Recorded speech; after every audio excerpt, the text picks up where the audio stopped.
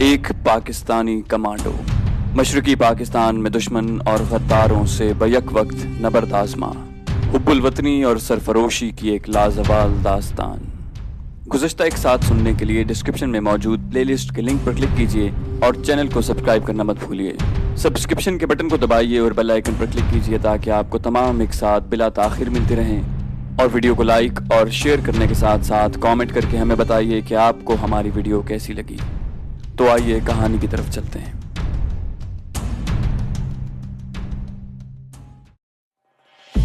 ایک دوسری کمپنی کا جوان بھی اسی طرف آ رہے تھے۔ ہم نے انہیں وہیں چھوڑا اور اپنے ہیڈ کوارٹر کی طرف چل دیے، جہاں دوسرے جوان بھی مختلف ٹولیوں میں آ کر جمع ہو رہے تھے۔ یہ ٹیک ہیڈ کوارٹر درختوں کے ایک جھنڈ کے درمیان ایک زیر زمین مورچے پر خیمہ ڈال کر بنایا گیا تھا۔ میری طرح دوسرے گروپ کمانڈروں کو بھی یہیں جمع ہو کر اگلے احکامات موصول کرنے کا حکم ملا تھا۔ 2 دن تک ہم لوگ یہیں مقیم رہے۔ تیسرے روز الصبح ایک اطلاع نے ہمارے ٹیک ہیڈ کوارٹر میں پریشانی کی لہر دوڑا دی۔ انٹیلیجنس کی ہنگامی رپورٹ کے مطابق سلہٹ میں جہاں ہماری افواج کی تعداد بہت کم تھی، بھارتی فوج کی مدد سے تخریب کاروں کی ایک بڑی تعداد نے اچانک سرحد عبور کر کے ہمارے قلیل تعداد فوجیوں کو گھیرے میں لے لیا تھا۔ وہ لوگ پاکستان کے ہمدرد لوگوں کو اپنے گھیرے میں لیے پسپا ہوتے شہر کے اندر مورچہ بند تھے۔ انہیں فوری طور پر فضائی مدد درکار تھی، کیونکہ زمینی مدد پہنچنے میں بہت سی رکاوٹیں حائل تھیں۔ کمانڈوز کو چھاتہ بردار لینڈنگ کر کے ان لوگوں کی مدد کو پہنچنے کا حکم ملا۔ SSG کی مختلف کمپنیاں ملک کے مختلف حصوں میں دشمن سے برسر پیکار تھیں، اور ایک جگہ ان کا جمع ہونا قریباً ناممکن تھا، کیونکہ کمانڈوز قلیل تعداد میں تھے اور اپنی اہم نوعیت کے ذمہ داریوں کے پیش نظر بکھر بکھر کر خدمات انجام دے رہے تھے۔ اب بھی مختلف مقامات پر بکھرے ہوئے کمانڈوز کے مختلف دستوں کو اس علاقے میں چھاتہ بردار کارروائی کا حکم ملا تھا۔ دشمن نے سلہٹ پر 2 سرحدی مقامات بالی گاؤں اور ریلاٹو سے حملہ کیا تھا اور تیزی سے پیش قدمی کر کے سلہٹ کو گھیرے میں لے لیا تھا۔ شہر کے گردا گرد تمام اونچی عمارات اور اہم مقامات پر وہ لوگ قابض تھے، اور کسی بھی طرف سے سلہٹ میں گھسنے والی امدادی فوج کو زبردست مزاحمت کا سامنا کرنا پڑتا۔ ہم لوگ قریباً سپہر کے وقت سہلٹ پہنچے اور اپنے اپنے پیراشوٹ سنبھالے ہارنس بردار اپنی اپنی جگہ بے حس و حرکت جمے بیٹھے تھے۔ دشمن کے عین درمیان اور اس غضب کی اندھا دھند فائرنگ میں پیرا ٹروپر لینڈنگ بڑے دل گردے کی بات ہے۔ اور پھر جیسے ہی جہاز کی بتی نے جلنا بجھنا شروع کیا، جہاز کے اندرونی مائک پر پائلٹ کی بھررائی ہوئی آواز سنائی دی، خبردار رہیے، ایئر بورن، ہم ڈراپنگ زون میں جا رہے ہیں۔ فوراً تربیت کے مطابق ہم نے اپنے آگے والے چھاتہ بردار کا ہارنس چیک کرنا شروع کر دیا۔ اس کے ساتھ ہی جہاز کے دونوں اطراف کے دروازے اوپر اٹھے اور موک ڈورز کے اوپر جلتے سرخ بلب سبز ہو گئے۔ سٹینڈ ان دا ڈور، جمپ ماسٹر کا حکم سنائی دیا۔ سب سے آگے والے چھاتہ بردار، جن میں سے میں تھا، دروازوں پر ڈٹ گئے۔ اللہ اکبر! ہم دونوں نے خود ہی اپنا مورال بڑھانے کے لیے نعرے لگائے اور باہر کو کود گئے۔ جہاں جہاز کے گردا گرد پھٹتے گولے اور گولیاں ہمیں اس حالت میں بھی بخوبی دکھائی دے رہے تھے، کسی بھی لمحے کوئی گولی یا کسی گولے کا کوئی ٹکڑا ہمارا کام تمام کر سکتا تھا۔ اپنے جوانوں کا مورال بڑھانے کے لیے ضروری تھا کہ میں خود سب سے پہلے چھلانگ لگاؤں۔ یوں بھی ہماری روایت یہی ہے کہ پہلے افسر پھر جوان۔ میسور فوجی جوانوں نے، جنہیں موقع محل کی نزاکت کا صحیح ادراک ہو چکا تھا، چھاتہ برداروں کو دیکھتے ہی اپنی فائرنگ کی رفتار تیز کر دی تھی۔ ابھی تک وہ بڑی آہستگی اور مستقل مزاجی سے فائرنگ کر رہے تھے تاکہ اپنا ایمونیشن محفوظ رکھیں، لیکن اب وہ ہمیں دشمن کے رحم و کرم پر چھوڑنے کے لیے ہرگز تیار نہ تھے۔ دشمن کو کافی حد تک انہوں نے اپنی طرف متوجہ کر رکھا تھا، لیکن اس کے باوجود ہم پر مے کی طرح گولیاں برس رہی تھیں۔ یہ لینڈنگ وقفے وقفے سے جاری تھی۔ اب تک 4 جہازوں سے جوان چھلانگے لگا کر اپنے ساتھیوں اور اپنے ملک کے جان نثاروں کی مدد کو آ چکے تھے، اور اس حقیقت سے انکار ممکن نہیں کہ ان میں سے آدھے یا اس سے کچھ کم زمین پر پہنچنے سے پہلے ہی مرتبہ شہادت پر فائز ہو چکے تھے۔ لیکن جان نثاری اور جاں گساری کی ایسی مثالیں کسی ملک کی فوج کو زندہ جاوید رکھتی ہیں۔ آنے والی نسلوں پر دور رس اثرات مرتب کرنے کے لیے اپنی جانوں کا نذرانہ دے کر ہی جاں فشانی کی رسم زندہ کی جاتی ہے۔ ہم لوگ مار دھاڑ کرتے، مختلف عمارتوں اور قدرتی مورچوں کی اوٹ میں سکڑتے سمٹتے اپنے اسلحے سمیت بالآخر اس کیمپ تک پہنچنے میں کامیاب ہو گئے جس کو ایک طرح سے اب چھاؤنی کی حیثیت حاصل تھی۔ सिविलियन को यहाँ मुख्तलिफ छोटे छोटे क्वार्टरों में रखा गया था जिनकी दीवारों को मार्टरों की गोलाबारी ने नाकारा कर दिया था, और वो बेबसी के आलम में मलबे के ढेरों के मुख्तलिफ कोनों खुदरों में छुपे किसी गैबी इमदाद के मुंतजर थे। शाम ढलने से कुछ देर पहले तक हम इस काबिल हो सके कि इस इलाके में कम से कम हेलीकॉप्टर उतरने की गुंजाइश पैदा कर सकें, ताकि मासूम और बेगुनाह बच्चों, बूढ़ों और औरतों के अलावा दर्जनों जख्मियों को महफूज इलाके में पहुंचाया जा सके। इन लोगों की मौजूदगी में हमारे लिए दुश्मन का खुलकर मुकाबला करना खासा मुश्किल नजर आता था। हेलीकॉप्टरों के उतरने के वक्त अजीब हालत थी। हर तरफ जख्मियों की आहो बुका का शोर, हेलीकॉप्टरों की गड़गड़ाहट, गोलियों और गोलों के धमाके गूंज रहे थे। हवा के तेज झक्कड़ सरे शाम ही चलने शुरू हो गए थे। इस पर मुतजाद हेलीकॉप्टरों के ब्लेडों से निकलती हुई तेज हवा मजीद गर्दो गुबार पैदा कर रही थी। आसमान का रंग भी तेजी से तब्दील हो रहा था और मेरी छठी हिस्स किसी मजीद कुदरती आफत का पैगाम सुना रही थी। इस गर्दो गुबार और नफसा नफसी के बावजूद तमाम जवान बड़ी मुस्तैदी और होशियारी से अपने अपने फराइज अंजाम दे रहे थे। वो मलबे और बचे कुचे क्वार्टरों की मुख्तलिफ कोनों से जख्मियों, औरतों, बच्चों और बूढ़ों को सहारा देकर लाते और सनसनाती गोलियों की बौछार में उन्हें किसी न किसी तरह हेलीकॉप्टरों में ठूंसा जा रहा था।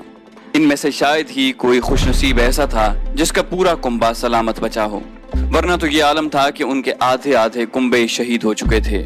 कई कुंबों के सरबराह जो हमारे लिए खिदमात अंजाम देते हुए मारे गए थे, उनके कुंबों का हौसला बरकरार रखने के लिए हमने उन्हें ये बता दिया था कि वो लोग कैंप से बाहर दुश्मन से नबरदाज़मा हैं और मौजूदा हालत में उनका यहाँ तक पहुँचना मुमकिन नहीं। वो रिक्कत आमेज मंजर आज भी निगाहों के सामने आता है तो कलेजा फटने लगता है।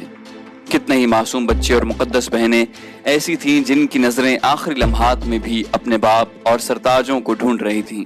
उनकी आंखों में आंसू थे और उनके दिल शिद्दत गम से फट रहे थे। और ये बयान उन उलुल अज़्म और उम्र रसीदा माओं के जिक्र के बगैर अधूरा रह जाएगा जिन्होंने उन पुरखतर घड़ियों में भी अपना हौसला और ईमान सलामत रखा। ऐसे रूह परवर मनाजिर इससे पहले चश्मे फलक ने कब देखे होंगे कि वो तकद्दुस माब माएं जिनके हाथों पर मामूली खराश आ जाने से उनकी औलादों के दिल दहल जाते हैं, अपने खून आलूद दामनों, खून में तर साड़ियों को संभालती अपनी बच्चों और बहू बेटियों को हौसला दे रही थी। उन्होंने जान गुसल लम्हात में अपना फर्ज नहीं भुलाया था। वो अपने अहलो अयाल ही को नहीं, हमको भी तसल्लियां दे रही थी। आसमान की समत अपने खून आलूद दामन फैलाकर हमारी कामयाबी के लिए दुआ गो थी। ये करबला की माएँ थीं, ये ज़ैनब का रूप थी, ये बदर, उहद, हुनैन की माएँ थीं जो सदियों का सफर तय करके सहलट आन पहुंची थीं। ये रिवायत इन्हें खून में मुंतकिल हुई थी। दुश्मन ने इनके कलेजों में खंजर घोंपे, उनके लाल उनसे छीन लिए, उनके जिस्मों को संगीनों से छेदा गया। उनकी नजरों के सामने उनकी बाइस्मत बाकरा बच्चियों पर दरिंदगी की इंतहा हो गई, लेकिन उनके अज़्म कभी न डगमगाए। उनके सरबफलक इरादों को कभी मौत न आई। उनके वलवलों की आहनी दीवारें कभी न टूटी, कभी न गिराई जा सकीं। वो अपने मुकद्दस फरीज़े में इतनी मुनहमिक हुई कि अपनी बारी पर हेलीकॉप्टर में सवार भी ना हो सकीं। हमने मुकर्रर तादाद से करीबन 3 गुना ज्यादा लोगों को हेलीकॉप्टरों में ठूंसा और उन्होंने अल्लाह का नाम लेकर जमीन से उठना शुरू किया। हेलीकॉप्टरों ने उस वक्त परवाज के लिए पर तोले थे जब चारों अतराफ तेज और मुसलसल फायरिंग के साथ साथ बड़ी जोरदार हवा चल रही थी। ये बड़े सब्र आजमा लम्हात थे। हमारे बच्चे और हमारी माएँ बहनें दुश्मन की बराह रास्त फायरिंग की जद में थीं। उनकी जिंदगियों का तमाम इन्हिसार खुदावंद ताला की ज़ात के बाद अब अगर किसी पर था तो आर्मी एविएशन के शेर दिल कोहे शिकन शाहीनों पर, जिनके कंधों पर हालात ने इंतहाई नाजुक और इंतहाई मुश्किल जिम्मेदारी डाल दी थी। उन्हें मुनासिब बुलंदी हासिल करने के लिए ऊंची उड़ान हासिल करना थी, जिसके लिए एक बड़ा चक्कर फजा में लगाना जरूरी था। जबकि नौबत यह आ गई थी कि उनके बुलंद होते ही उन पर आग बरसने लगती। ऐन उन खतरनाक और जान गुसल लम्हात में हमारे 2 शाहीन मगरिब की जानिब से नमदार हुए। वो दूर से इस तरह नजर आ रहे थे जैसे 2 बड़े बड़े उकाब आपस में पर मिलाए उड़ते चले आ रहे हों। अपने हदफ के नजदीक आकर उन्होंने अपनी मुखालिफ समतों में कलाबाजियां लगाकर झपटने का अंदाज इख्तियार किया और एक दूसरे की मुखालिफ समतों में करीबन टेढ़े होकर उनकी गंज ने बागियों पर कहर बरसाना शुरू किया। अपने 2 चक्कर मुकम्मल करके वो आसमान की बुलंदियां छूने लगे। ये हेलीकॉप्टरों को इशारा था कि जियाले साथियों, बेधड़क चले आओ, हमने तुम्हारे रास्ते की रुकावट दूर कर दी है। हेलीकॉप्टरों के पायलट भी इंतहाई तरबियत याफ्ता और होशियार थे। उन्होंने जरा सा मौका मिलते ही मुनासिब बुलंदी हासिल कर ली और मशरिक की जानिब परवाज करते दुश्मन की गोलियों का मुंह चिढ़ाते निकल गए। फिर वो आहिस्ता आहिस्ता नुक्तों की शक्ल इख्तियार करते हमारी नजरों से ओझल हो गए। उनकी महफूज रवानगी के बाद हमने खुदा का शुक्र अदा किया कि उसने हमारा रेस्क्यू ऑपरेशन कामयाब किया। अब हम कम से कम इस पोजीशन में जरूर आ चुके थे कि खुलकर दुश्मन से दो हाथ कर सकें। अब शाम का धुंधलका फैलने लगा था। अंधेरा फैलने के साथ साथ दुश्मन की फायरिंग में भी शिद्दत पैदा हो रही थी। दुश्मन पहले ही से हमारे कैंप के गिरदा गिर्द खंदकों में मोर्चे कायम किए बैठा था। दूसरी तरफ उसकी तादाद हमसे कम से कम 7-8 गुना ज्यादा थी। हमारी मोर्चाबंदियां उनके इल्म में थीं, जबकि अभी तक हम उनकी पोजीशन का तयन भी नहीं कर सके थे। बस अंदाजे ही से सारी कार्रवाई जारी थी। हमारे 2 अतराफ में जंगल और ऊंची ऊंची फसलें और बाकी दोनों अतराफ रिहायशी मकानात थे। दुश्मन इन महफूज आड़ों से भरपूर फायदा उठा रहा था, मगर हमें शहरी आबादी का ख्याल रखना था। हम दुश्मन की फायरिंग के जवाब में कम से कम रिहायशी इलाकों की जानिब फायरिंग नहीं कर सकते थे। इन हालात में हमारे लिए यही रास्ता रह गया था कि सब्र तहम्मुल से अपनी कमीन गाहों में दुबक कर दुश्मन के खुले हमले का इंतजार करें और उसके सर पर पहुंचने के बाद ही उसका मुंह तोड़ जवाब दें। इस संगीन सूरत हाल के खात्मे के लिए सेक्शन कमांडरों ने एक बंकर में मीटिंग की और हमने फैसला किया कि जवानों को सब्र की तलकीन की जाए ताकि वो जोश में आकर ज्यादा फायरिंग न करें। तादाद की कमी के पेश नजर ये फैसला किया गया कि खाली मोर्चों को इस तरकीब से बारी बारी इस्तेमाल किया जाए कि दुश्मन को हमारे दरमियान कहीं कोई खला न मिल सके जिससे गुजर कर वो कैंप में दाखिल हो। इसके साथ ही मैंने अपने 4 सरफरोशों को ओपीडी के लिए तैयार किया और वो चारों अंधेरा फैलते ही मुख्तलिफ समतों में हमें फी अमानिल्लाह कहकर कैंप से बाहर दुश्मन की मोर्चाबंदियों की तरफ रेंग गए। जल्द ही उनकी तरफ से निशाने मिलने लगे और हमने अपनी वाहिद मीडियम गन से उनकी हिदायत पर गोलाबारी शुरू कर दी। इस गन को अभी तक हमने इस्तेमाल नहीं किया था ताकि दुश्मन के अचानक चढ़ आने की सूरत में उसे बरूए कार लाया जा सके। रात 8 बजे के नजदीक लड़ाई इंतहाई शिद्दत इख्तियार कर गई, क्योंकि अभी तक दुश्मन ने हमें तरने वाला ही समझा था। अब जब उन पर 25 पाउंड के गोले फटे तो उनकी गोया आंखें खुल गईं। उन्होंने हमें मजीद मोहलत से फायदा उठाने की इजाजत दिए बगैर मार्टरों से अंधाधुंध फायरिंग शुरू कर दी, क्योंकि दुश्मन के नुक्ता नजर और जंग की हिकमत अमली के मुताबिक हमारा टारगेट इस हथियार के लिए इंतहाई मौजू था। दुश्मन की फायरिंग में शिद्दत आते ही SSG के गबरू 2-2, 4-4 की टोलियों में बटकर उनके मोर्चों की तरफ बढ़ने लगे। उनकी कोशिश यही थी कि किसी तरह दुश्मन के दरमियान गैप ढूंढकर वहां से नकब लगाई जाए। अल्लाह ताला ने मदद की और कुछ जवानों की कुर्बानी देकर हमने कुछ ऐसी खला तलाश कर ली जहां से दुश्मन पर बाआसानी फायरिंग हो सकती थी। ये बराबर के खतरे वाली पॉलिसी थी। कभी कभी इंतहाई नामसाइद हालात में कमांडरों को ऐसी पॉलिसियां भी अपनाना होती हैं जहां मरने और मारने के बराबर मौके मुयस्सर आते हैं। अगर हम अचानक दुश्मन के दरमियान पहुंचकर उस पर हमलावर हो सकते थे तो उसे भी ये एडवांटेज हासिल था कि वो इस मखसूस एरिया को जहां उसे हमारे जवानों की मौजूदगी का एहसास होता चारों अतराफ से फायरिंग करके तहस नहस कर देता, और ऐसा हुआ। लेकिन नताइज 80% हमारे हक में और बमुश्किल 20% दुश्मन के हक में गए। एक तरफ तो इंसान पर आग बरसाने में मसरूफ था, दूसरी तरफ मशीयत इलाही ने गजब की शक्ल धारी। शुमाली जानिब से आसमान पर अचानक स्याह घटाएं उबड़ने लगी। जोश गजब से आसमान पर बिजलियां कौंधने और बदलियां धाड़ने लगी। कुछ तो गोलाबारी ने और कुछ आसमानी बिजलियों ने ऐसा समा बांधा कि आसमान तांबे की तरह सुर्ख होने लगा। उसके साथ ही मूसलाधार बारिश हो गई। देखते ही देखते सारा इलाका जलथल हो गया। बौछार इस शिद्दत की थी कि जवानों के लिए कदम जमा कर ठहरना मुश्किल हो रहा था, मगर खैरियत गुजरी कि हमारे पास हथियार ऐसे थे जिन पर ये रुकावटें असरअंदाज न हो सकती थीं। उस लम्हे जंग खंदक याद आ गई और मेरे दिल ने गवाही दी कि अल्लाह ताला ने आज फिर घोड़ों वाली मजबूत फौज के मुकाबले में आसमान से हमारे लिए मदद बहम पहुंचाई है। दुश्मन और आसमानी कहर के दरमियान अब बराह रास्त महाज आराई शुरू हो गई थी। तैश में आया हुआ दुश्मन इस गैबी इशारे को अपनी मौत का सामान जानकर भागने की बजाय झुंझुलाकर अपनी गोलाबारी में शिद्दत पैदा करता जा रहा था।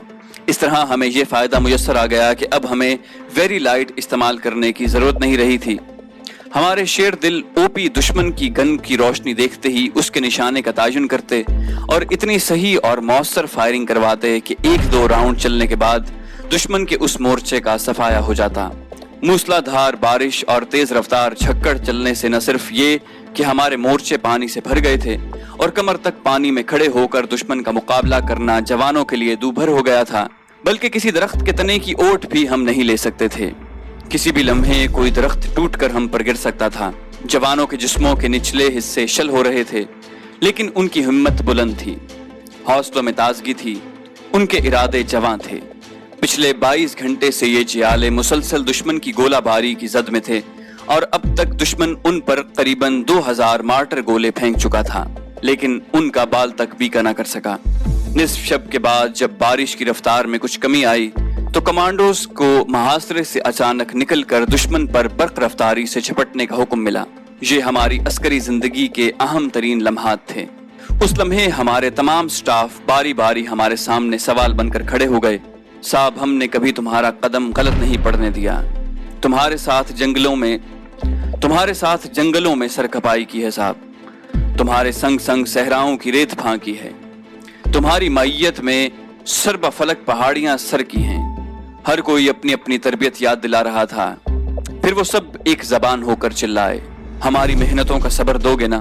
نہیں سٹاف، نہیں، وہ وقت کبھی نہیں آئے گا جب ہم جیتے جی کبھی گردن جھکا کر تمہارے سامنے کھڑے ہوں گے۔ میں نے دل ہی دل میں ان سب سے عہد کیا۔ بارش میں مسلسل بھیگنے سے ہماری وردیاں بوجھل ہو رہی تھی، جسم کا بند بھی پانی میں کھڑے رہنے سے ٹوٹنے لگا تھا، اور اس رات چشم فلک نے حیرت سے ان 150 سرفروشوں کا نظارہ کیا جو بارش میں بھیگتے نعرہ تکبیر اللہ اکبر پکارتے دشمن پر دیوانہ وار ٹوٹ پڑے تھے۔